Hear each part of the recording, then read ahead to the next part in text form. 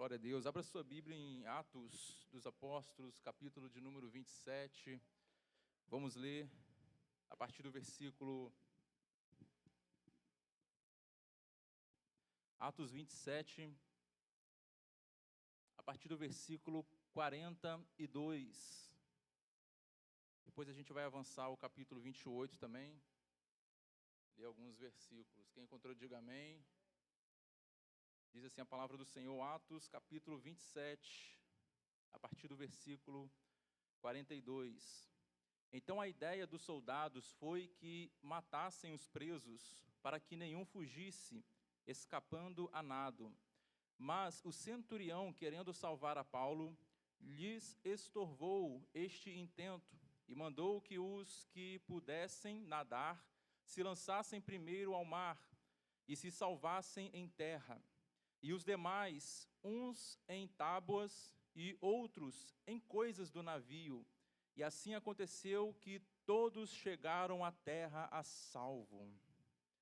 28, capítulo, versículo 1. Havendo escapado então, souberam que a ilha se chamava Malta, e os bárbaros usaram conosco de não pouca humanidade, porque, acendendo uma grande fogueira, nos recolheram a todos por causa da chuva que caiu e por causa do frio.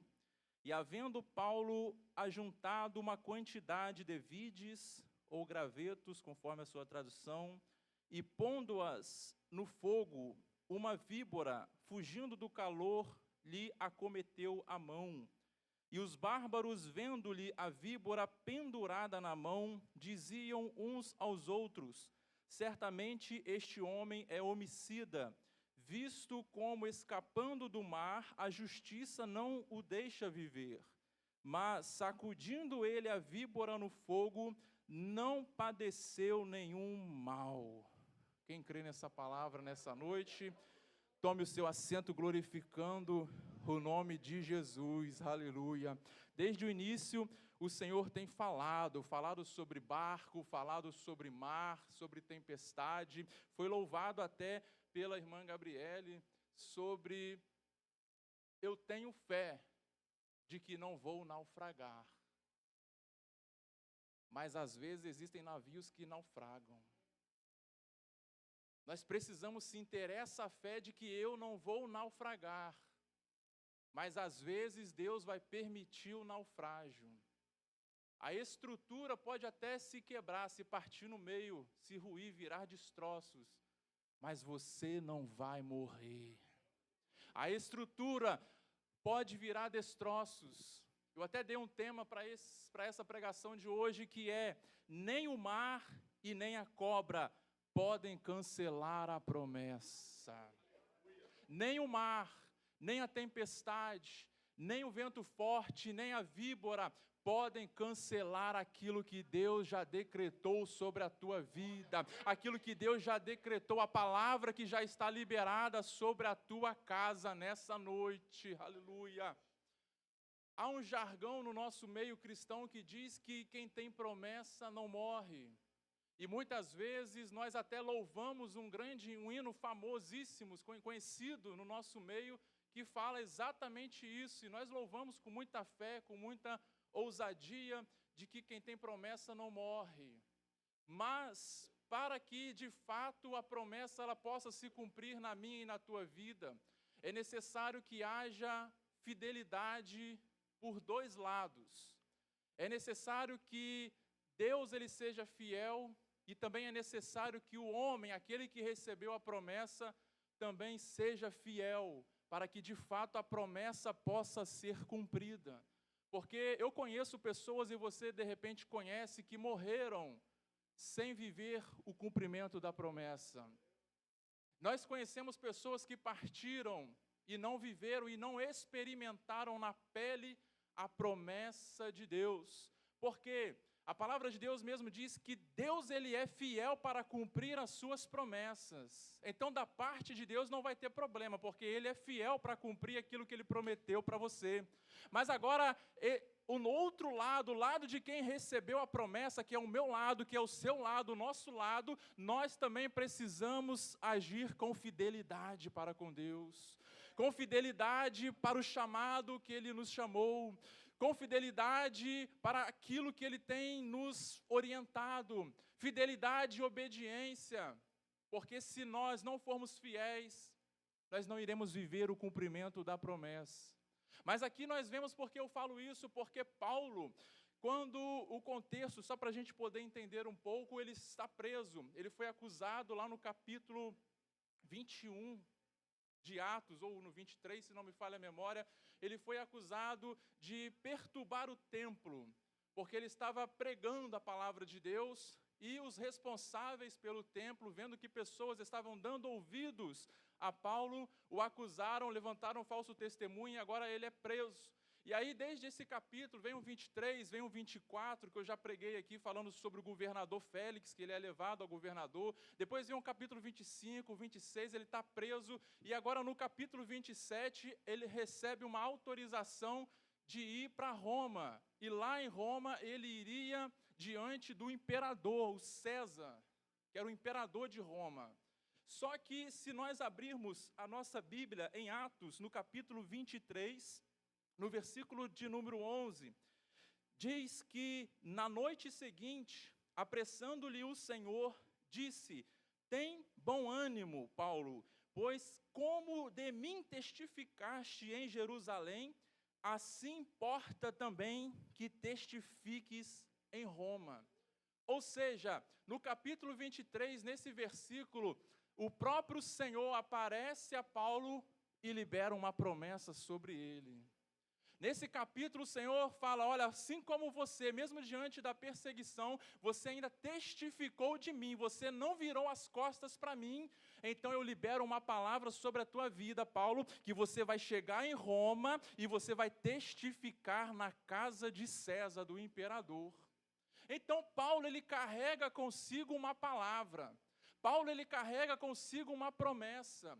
Da mesma forma que um dia eu e você também recebemos promessas da parte de Deus. Promessas de cura, quem sabe, promessa de porta aberta, promessa de milagre, algum tipo de promessa. Uma palavra foi liberada sobre a tua vida, uma palavra foi liberada sobre a tua casa. Então nós precisamos caminhar debaixo dessa palavra. Existem promessas que Deus, quando Ele libera para um povo, são promessas coletivas, Ele libera para uma nação, para um bairro e para uma igreja específica, são promessas coletivas, mas existem promessas que são individuais, que só você carrega, promessas que Deus fez para você, promessas que o Senhor não fez de forma coletiva. Essa igreja tem promessas que Deus fez para essa igreja, e também tem promessas que Ele já liberou para a tua vida. Mas Paulo agora, diante dessa ordem, ele está preso, ele é colocado dentro de um navio no capítulo 27, para poder então ir para Roma, aonde lá ele seria julgado, diante das acusações que lhe estavam acusando. E perceba que no meio do caminho ele entra nesse navio, tinha pouco mais de 270 e poucas pessoas, se não me engano, dentro desse navio, e ele está ali, preso, e com ele alguns outros homens indo para Roma. Mas perceba que ele carrega uma promessa, mas quando entra no navio, quando entra no mar adentro, ele vai enfrentar alguns obstáculos. Porque ter promessa não significa que tudo vai ser mil maravilhas. Nós recebemos promessa, e quando a gente recebe uma promessa, a gente fica alegre, não é verdade? A gente fica feliz. Lembra do dia que alguém liberou uma palavra de Deus sobre a tua vida? A gente se alegra, a gente fica feliz porque Deus está liberando uma promessa, Ele está liberando uma promessa sobre a nossa casa, uma palavra sobre a nossa vida, e a gente fica alegre. Mas logo em seguida começam a surgir os obstáculos. E o primeiro obstáculo que Paulo vai enfrentar até chegar em Roma, aqui no capítulo 27, é justamente isso. Ele já tinha enfrentado vários obstáculos, mas aqui no contexto que o Senhor confiou meu coração para essa noite, o primeiro obstáculo é o vento contrário. A gente não leu todo o capítulo 27, mas se você for refletir, ali tem listado alguns obstáculos, e o primeiro é esse: o vento era contrário. Ele estava indo para Roma, ele estava indo para uma direção, mas o vento estava contrário. O que eu aprendo aqui? Que você pode até ter uma promessa de Deus sobre a tua vida, mas o vento vai ser contrário. O vento vai soprar contrário, para quê? Para que você não chegue na promessa, para que você não experimente a promessa. Ter promessa não significa que o vento sempre será favorável. Muito pelo contrário, muitas vezes ele vai ser contrário. Um outro obstáculo que nós vamos ver no capítulo 27 é que, além do vento ser contrário, a viagem também foi lenta. A viagem era para durar alguns dias, mas por causa do vento contrário, o navio demorou para chegar. Paulo demorou para chegar no seu destino. Então quer dizer que, por mais que nós tenhamos uma palavra de promessa liberada sobre a nossa vida, muitas vezes o cumprimento dessa promessa vai demorar. E quando eu digo demorar, é no nosso tempo. Mas no tempo de Deus ele é perfeito, ele não se atrasa. Ele não chega antes nem depois. Lembra da viúva de Naim? Foi na porta.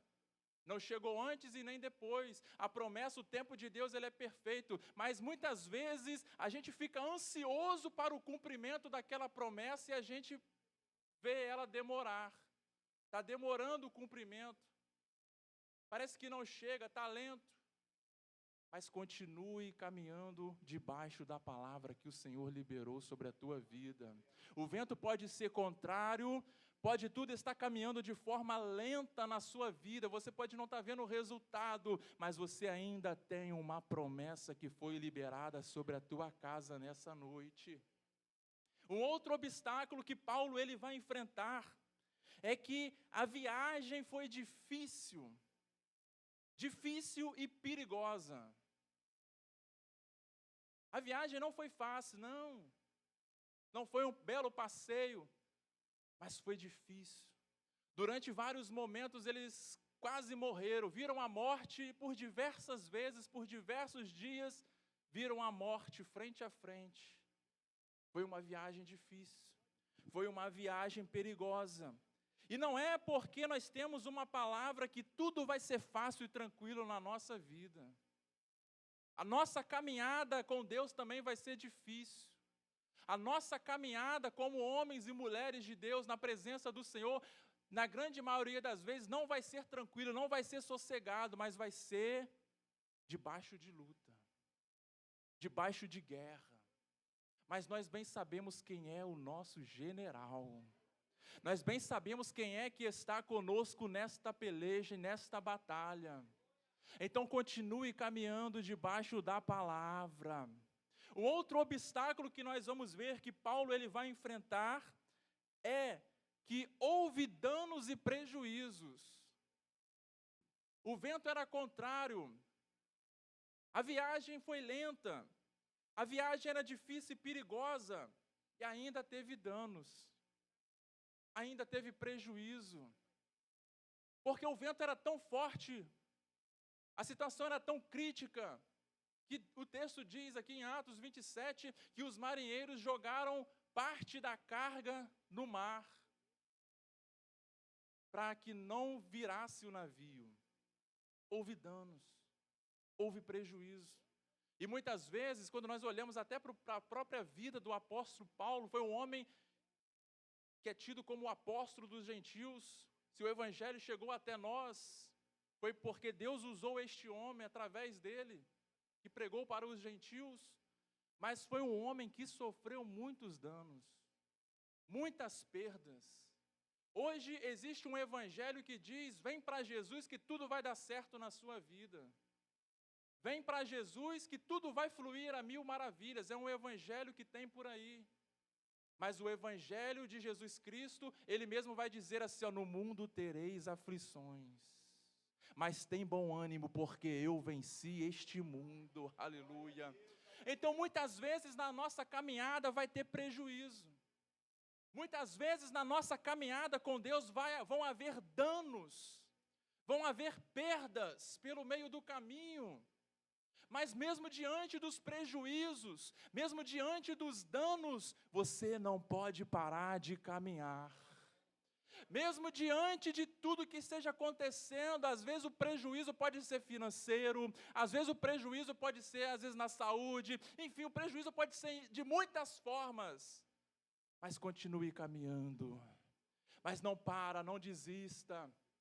Um outro obstáculo que nós vamos ver que Paulo ele vai enfrentar é que houve noites frias e escuras. O texto diz que durante 14 dias eles não viram o sol. Durante 14 dias eles não viram a estrela. Eles não sabiam olhar para o tempo e discernir, hoje é dia. Ou olhar para o tempo e dizer, agora é noite. Porque as noites foram frias. As noites foram, os dias, foram todos escuros. Foram longos 14 dias. Você já enfrentou uma tempestade na tua vida? Física mesmo? Tempestade, às vezes a gente vê aí tsunami acontecendo, mas ele vem e depois ele para. Agora imagina 14 dias, você vendo, sendo açoitado por uma tempestade, que você não consegue identificar se é manhã, se é tarde ou se é noite. Foram 2 semanas longas. E é interessante que quando a coisa é ruim, parece que o tempo demora mais ainda.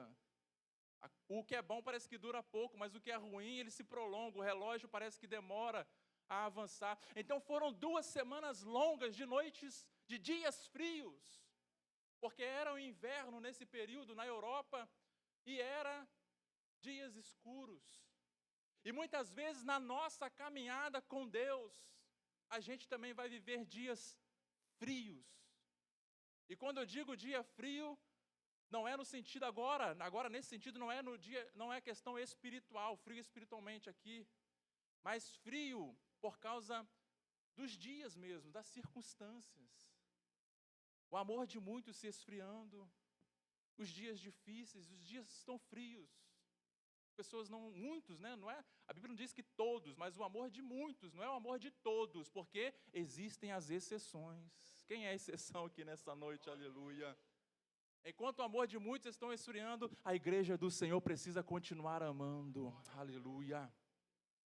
Mas muitas vezes na nossa caminhada a gente vai encontrar esses dias difíceis, dias frios, dias de solidão, dias escuros, aonde a gente vai olhar e não vai conseguir contemplar a luz no fim do túnel.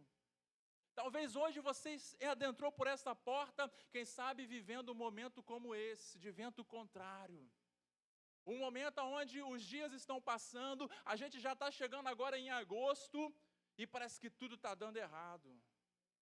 Parece que está tudo escuro na sua vida.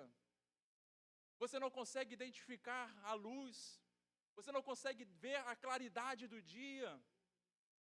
Muitas vezes é assim na nossa caminhada com Cristo. Mas mesmo assim, eles continuavam andando. O apóstolo Paulo estava dentro daquele navio, vivo, por quê? Porque tinha sobre ele uma palavra. Você pode até estar vivendo dias frios, você pode até estar vivendo dias de solidão, dias escuros, mas ainda existe uma palavra liberada sobre a tua vida e sobre a tua casa. Uma outra coisa, um outro obstáculo que nós vamos ver aqui, é que o navio ele ficou encalhado num banco de areia. Já se passaram praticamente os 14 dias. E aí os marinheiros vão sentir, homens experientes, eles vão sentir que está chegando perto de terra. Opa, por causa das ondas batendo, tem terra, tem rocha. E aí eles vão jogar âncoras. Antes, no caso, eles vão jogar uma sonda, que é uma espécie de corda com peso, para poder saber a profundidade, para encontrar areia. E quando eles lançam pela primeira vez, eles veem, quando puxam de novo, tinha 36 metros de fundura. Está no texto, capítulo 27, 36 metros. Então eles já sabem que está perto da terra. Então eles sobem de novo e continuam, né, o vento contrário, porque eles já tinham perdido o rumo, não conseguiam mais direcionar o barco, o navio. Mas o vento estava soprando para onde parecia ter terra. Daqui a pouco eles lançam de novo aquela sonda e agora já tinha 27 metros. Opa, parece que agora as coisas vão melhorar. Terra à vista. Parece que eu estou olhando, a noite está escura, eu não estou vendo nada, mas quando eu lancei a sonda, parece que eu estou chegando perto da terra. Parece que agora as coisas vão, essa tempestade vai acabar. Parece que agora eu estou sentindo que essa luta vai acabar, que essa luta vai passar. Mas aí, quando eles veem que estão chegando próximo e por causa do barulho das ondas, eles acham que o navio vai ser lançado contra as rochas, então eles jogam âncoras. 4 âncoras para que o navio fique preso ali e não bata contra as rochas. E isso era por volta da meia-noite. Tu já reparou que Paulo e Silas também no capítulo 16 era por volta da meia-noite? Meia-noite lá era literal, o horário, mas para nós muitas vezes é simbólico. O meia-noite é o momento de maior breu, o momento de maior escuridão. É o momento mais obscuro, o momento mais difícil, é o dia que está difícil, o dia que está ruim, tudo dando errado, é o meia-noite. E por volta desse momento, eles com medo, os marinheiros do barco e se jogar contra as rochas, eles lançam as âncoras, esperando que o dia amanhecesse, para quem sabe surgisse uma luz. E quando o dia amanhece, eles veem de longe uma enseada, uma espécie de que haveria terra. Então eles cortam ali os cabos das âncoras e tentam, com algum esforço ainda, chegar até a terra. Mas perceba que quando está chegando perto, o navio atola. Está no quase. A tempestade está quase acabando. A luta está quase acabando. Eu estou vendo a vitória ali na frente, mas quando eu estou chegando perto da vitória, quando eu estou chegando perto da promessa, quando eu estou chegando perto da bênção, as coisas travam. Surge alguma coisa que trava tudo de novo. Parecia que a porta ia se abrir, eu já estava vendo alguém girando a maçaneta para abrir a porta. Mas aí acontece alguma coisa, o negócio trava. Muitas vezes acontece isso, talvez você já viveu dias assim, ou esteja vivendo dias assim, eu já vivi. Parece que agora Deus olhou para mim, foi falado aqui de Jó, parece que agora Deus olhou para mim, e agora Ele vai abençoar. Aí vem mais uma coisa e trava. O navio parecia estar chegando em terra firme, e eles poderiam se salvar. Mas agora o navio fica atolado e não pode mais avançar. E muitas vezes é assim na nossa vida. Quando parece que a bênção vai chegar, quando o milagre vai acontecer, parece que alguma coisa acontece e trava tudo. Mas continue crendo, porque sobre a tua vida existe uma palavra. Nós não caminhamos baseado nas circunstâncias, mas nós caminhamos debaixo de uma palavra que já foi liberada sobre a nossa vida. Então o dia amanhece, eles não conseguem, ficam atolados. E além de ficar atolado, agora o navio começa a se quebrar. O navio começa a se quebrar, a se despedaçar. Os soldados, olhando um para o outro, dizem, vamos matar os presos, para que eles não possam fugir. Porque lembra lá também de Atos 16, do carcereiro que queria tirar sua própria vida? Em Roma era assim, se o carcereiro deixasse um preso fugir, ele pagava com a sua própria vida. Então eles querem matar os presos. Mas aqui tinha um carcereiro, tinha um homem, Júlio, que passou a gostar de Paulo e disse, não vamos matar ninguém. Mesmo em dias difíceis, Deus sempre vai levantar alguém. Às vezes esse alguém nem pertence ao reino, nem faz parte do reino, mas Deus ele usa quem Ele quer, no momento que Ele quer. E aí Júlio vai dizer, não mata ninguém. Quem sabe nadar, se lança na água e vai nadando. E quem não sabe, agarra em tábuas ou agarra nos restos dos destroços.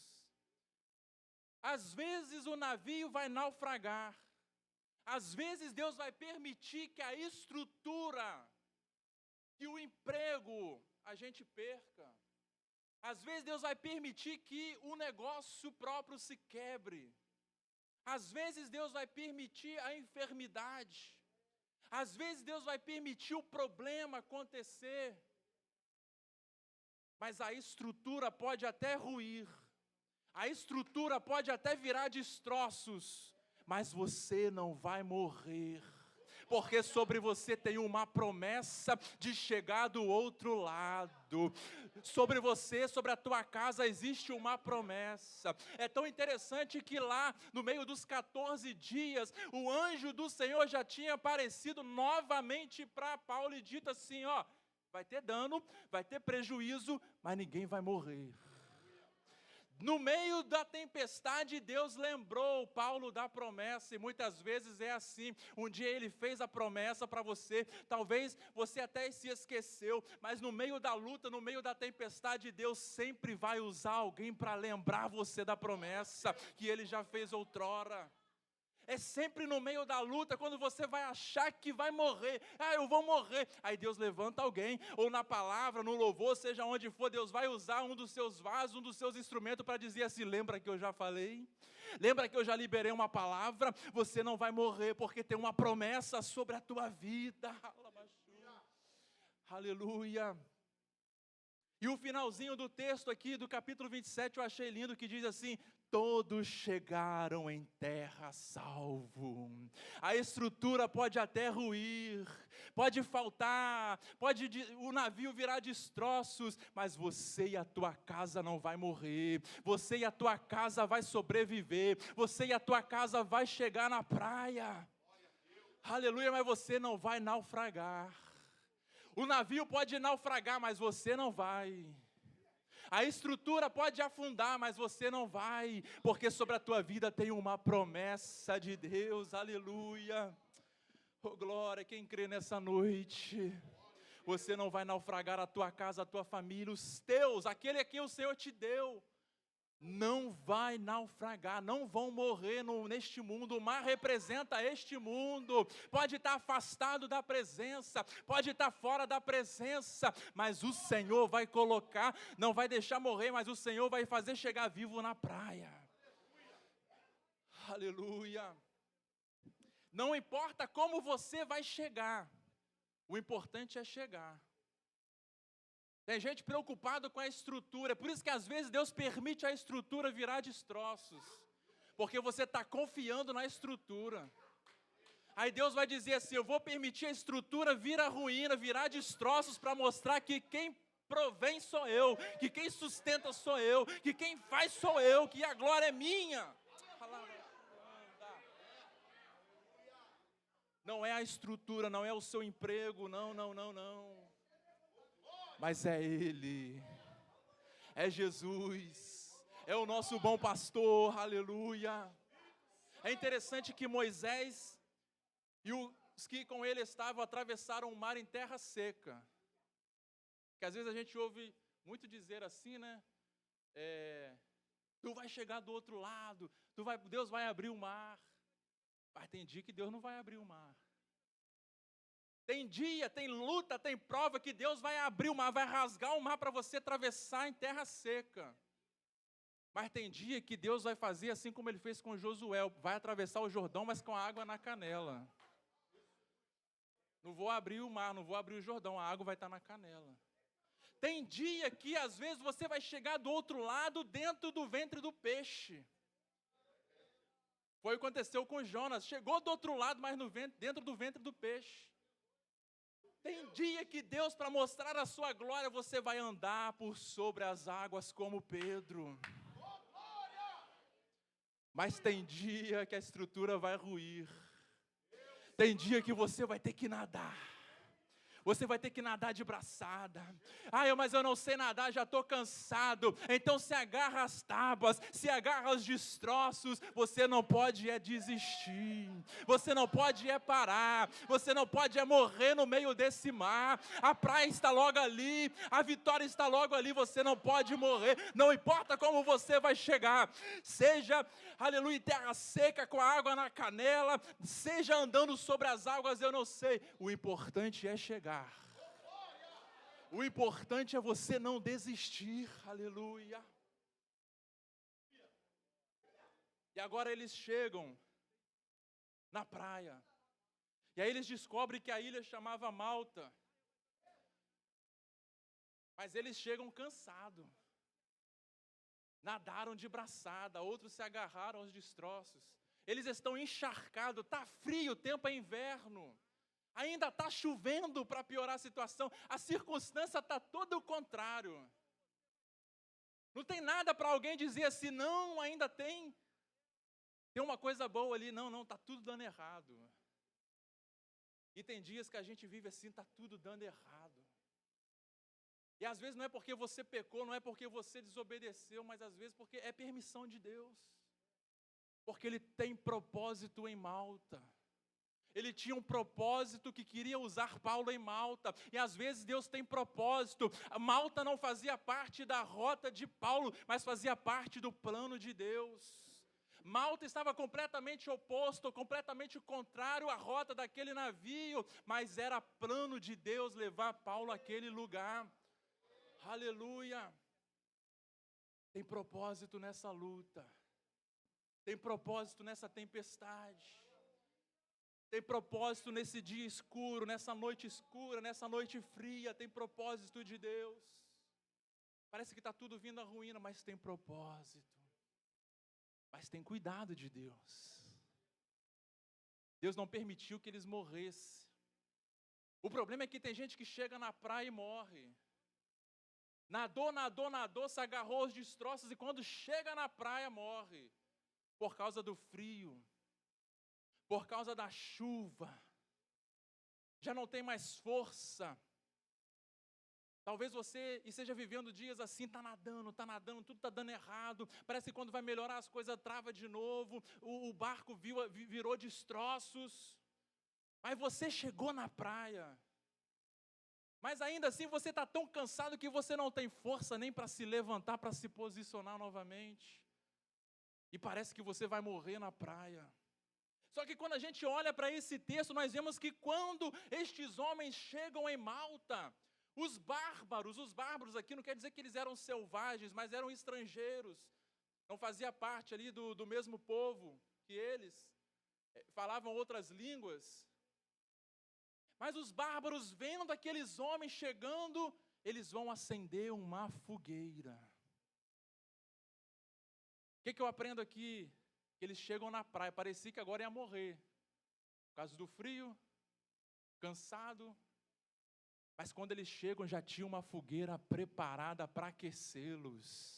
É Deus dizendo para mim e para você, depois dessa tempestade, eu já preparei uma fogueira para te aquecer. Você não vai morrer de frio, você não vai morrer, aleluia, na praia, não, porque Ele vai levantar alguém para acender uma fogueira para você. O que é isso aqui? É momentos da nossa vida que a gente se depara com pessoas que a gente nunca viu na vida, mas ela estende a mão e diz assim, eu vou te dar um abraço. Segura aqui na minha mão que eu não vou deixar você morrer. Segura aqui na minha mão que se depender de mim, você não vai morrer de frio. Em muitos momentos da nossa vida, a gente vai se deparar com pessoas, vamos conhecer pessoas que são pessoas só de passagem. Elas só vão vir para nos abençoar e vão embora. Vão ser pessoas que vão nos abençoar no dia mau, no dia difícil. São pessoas que... no dia que você estava lutando, achando que ia morrer na praia, essas pessoas estavam orando por você. Essa é a aplicação que a gente pode fazer. É uma fogueira, são pessoas que estavam orando, que estavam intercedendo. Senhor, olha lá o teu filho, olha lá a tua filha. Ele nem sabe que eu existo, mas o Senhor soprou o nome dele na minha mente. E são pessoas que oram por você de madrugada. São pessoas que estão orando por você. Seja família, seja um conhecido, seja até alguém no teu trabalho que é cristão e você nem sabe. Seja alguém que você se depara. Da mesma forma que você ora por pessoas, tem pessoas que também estão orando por você, dizendo assim: Senhor, não deixa ele morrer não. Senhor, ele está cansado. Senhor, ela está cansada, está em desespero, está em pânico, Senhor, mas não deixa morrer não. São pessoas que acendem a fogueira para a gente não morrer de frio. Aleluia. Oh, glória. Hoje Deus preparou uma fogueira para você. Você pode ter chegado aqui cansado, você pode ter chegado aqui arrebentado, mas Deus já preparou uma fogueira, Deus já está te incendiando desde o início deste culto. Você pode ter entrado aqui frio, você pode ter entrado aqui cansado, você pode ter entrado aqui encharcado, todo molhado, mas o Senhor já tinha uma fogueira preparada aqui para te aquecer nessa noite. Aleluia! Aí agora é interessante que a fogueira já estava acesa, não foi Paulo nem os que com ele estavam que acenderam, alguém acendeu a fogueira. Mas agora eles precisavam manter o fogo aceso. Deus vai preparar alguém para te acender, ou para te aquecer. Mas depois que essa pessoa te aqueceu, depois que essa pessoa já orou por você, depois que essa pessoa já intercedeu por você, já fez os primeiros socorros, agora você que tem que continuar.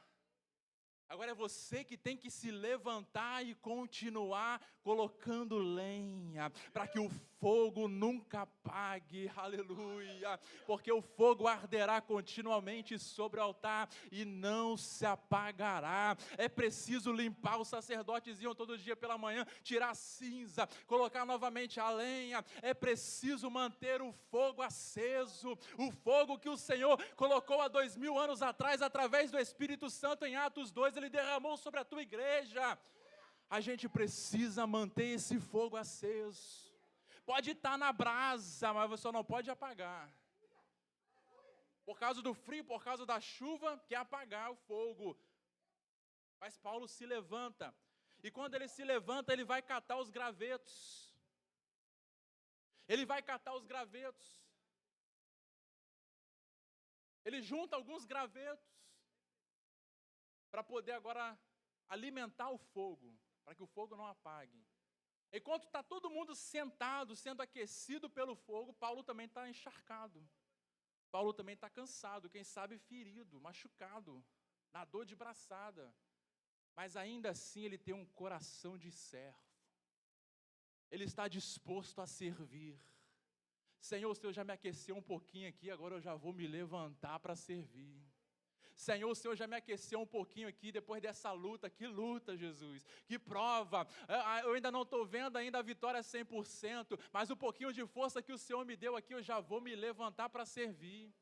Esse pouquinho que o Senhor já me deu de força, aleluia, de vigor, eu já vou me posicionar para servir no reino, aleluia, para pegar gravetos. E ele começa a juntar um punhado de graveto. É interessante que graveto é uma lenha fina, são galhos, e o fogo pega mais rápido. Paulo não tinha força para pegar em tora, mas ele tinha condições de pegar em gravetos. Tem muita gente querendo só pegar em tora,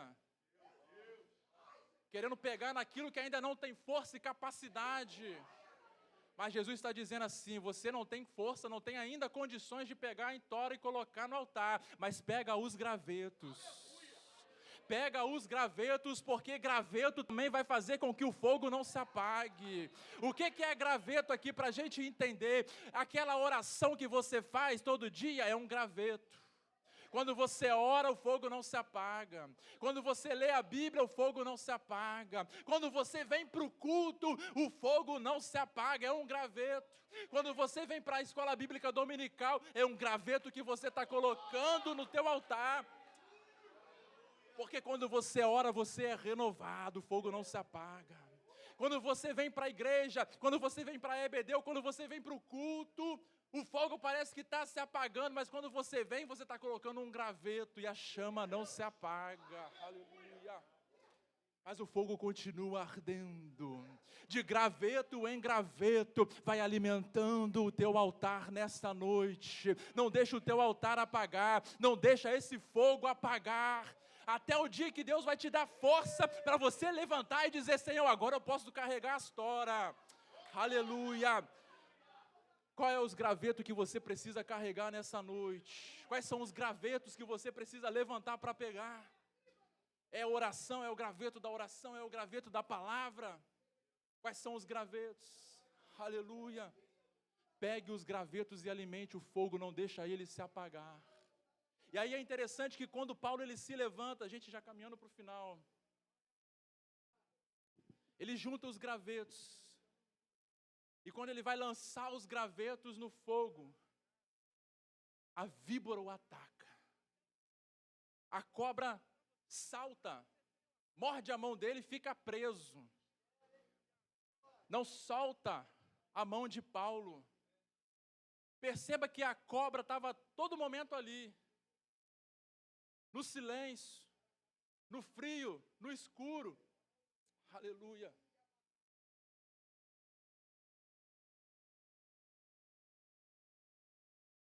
A víbora não atacou quem estava sentado se aquecendo, mas ela atacou quem se levantou para servir. Quando você só é espectador, a víbora é a representação do diabo. Ele apareceu lá para Eva, lembra? É a personificação do diabo, a víbora, a cobra. E a víbora, o inferno, ele não ataca espectador. Ele não ataca quem está sentado. Ele só ataca quem se levanta para servir. E aí você me pergunta: mas pastor, por que Deus permitiu a víbora me atacar? O senhor já não viu minha luta? Quase que eu morri, Senhor. Quase que eu morri. Mas agora, na hora que eu começo a me levantar para servir, o Senhor ainda permite o inimigo me atacar? Deus poderia livrar Paulo do ataque da víbora, mas ele permitiu a víbora morder a mão de Paulo. A víbora pode até ter mordido, mas ela não conseguiu contaminar Paulo. A víbora pode até ter mordido a mão de Paulo, mas ela não conseguiu colocar o seu veneno em Paulo. Aleluia. Aqueles que estavam de fora ficaram olhando e dizendo assim: olha, ele foi mordido, ele vai morrer. Ele foi atacado, ele vai morrer. Paulo está lá com a cobra na mão assim, ó, está sacudindo a mão e a cobra está presa na mão dele, e alguém de fora está dizendo assim: olha, ele não morreu na praia, ele não morreu no mar, o navio se quebrou, ele não morreu, mas agora ele morre. É alguém olhando para mim e para você dizendo assim: já está, quem sabe, 5 anos, 10 anos no evangelho, eu não sei, não morreu até hoje, mas agora ele morre. Agora ela morre, porque agora tem veneno, porque agora foi mordido pela víbora, foi picado pela víbora, e a víbora não solta, está agarrado na mão. Mas Deus pode até ter permitido a víbora te atacar, aleluia, mas você não vai morrer com o veneno dessa víbora. Assim como Paulo nessa noite, faz assim com a tua mão nessa noite, assim ó, sacode essa víbora no fogo, joga ela na fogueira nessa noite. Aleluia. Quem estava de fora estava olhando assim: ele vai morrer. Conta no relógio, marca no relógio, a mão dele vai inchar. Daqui a pouco ele vai cair duro, mas aí passou 10 minutos, meia hora, 1 hora, eu não sei, a Bíblia não diz, mas o tempo passou, eles disseram assim: esse homem é um Deus. Lá atrás chamaram ele de homicida, mas agora está dizendo que ele é um Deus. Por quê? Porque foi mordido, foi picado. Não é porque você é um Deus, mas é porque você tem um Deus. Aleluia. Não é porque Paulo era um Deus, mas é porque ele tinha o Deus Todo-Poderoso, o Deus que livra no mar, e o Deus que livra da tempestade, e o Deus que também livra da cobra. Aleluia. Talvez você entrou por aqui pensando assim: Senhor, passei por tanta luta e sobrevivi, mas é eu me levantar para te servir que as víboras se levantam, que o inferno se levanta, que o diabo se levanta para me atacar. Mas Deus está dizendo assim: tem propósito. Quando a víbora ataca, primeiro é para revelar aquilo que está escondido. Lembra, estava escondido no graveto, mas foi jogar no fogo que ela corre do fogo, porque a víbora não gosta de fogo. Quem tem fogo aí nessa noite? O teu altar tem fogo. É por isso que a víbora só morde quem se levanta para servir. A víbora só ataca quem se levanta para pegar gravetos, para que a sua chama nunca se apaga. Ele não está preocupado com os espectadores, não, porque uma hora o fogo vai apagar. Mas se você está preocupado em se colocar de pé, se coloque de pé nesse momento. Aleluia. Você está dizendo assim: Senhor, mesmo no meio dessa luta, mesmo no meio desse vendaval, mesmo no meio desse dia difícil, Senhor, eu não quero que a minha chama jamais se apague. Mas aí é interessante que Paulo não vai morrer. E a mesma mão, mais à frente a gente vai ver, a mesma mão que foi mordida pela cobra, vai ser instrumento de cura naquela ilha. O texto vai dizer que ali tinha um homem chamado Públio, que era o líder daquela região, daquela ilha. E ele tinha um pai que estava enfermo, estava grave o problema dele, o caso dele. E a mesma mão que foi mordida, Paulo chega, ora, impõe as mãos sobre ele e o homem é curado. O homem é sarado. Daqui a pouco toda a ilha, todo mundo que estava enfermo diz: vamos lá, vamos receber essa oração, vamos receber essa imposição de mão. E aquilo que era para ser morte, Deus usou como instrumento de cura. Alguém viu você ser mordido, alguém viu você sendo atacado, mas também vai ter que ver você sendo usado para a honra e glória do nome do Senhor. Aleluia. Porque existe uma promessa de Deus sobre a sua vida. Paulo fica 3 meses nessa ilha, depois ele vai embora, ele vai para Roma. Em Roma agora ele está preso. Lembra que ele ficou preso 2 anos? Aí é lá que o Espírito Santo de Deus vai dizer assim: ó, escreve aí uma carta para a minha igreja em Éfeso. Escreve aí uma carta aos Filipenses. Escreve aí uma carta a Filemão.